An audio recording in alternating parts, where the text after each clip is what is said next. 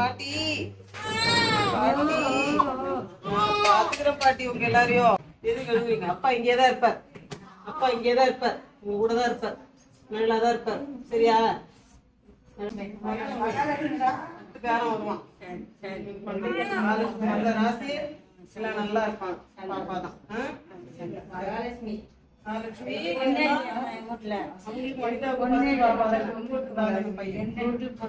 பொண்ணே இல்லையா? அப்ப சூப்பர். தங்கம் தங்கம் 2.5 கிலோ உங்ககிட்ட விலைவாசிக்கு நல்லா தங்க கட்டியா கொடுத்தாச்சு. சின்ன பாப்பா என்ன ப்ராப்ளம்?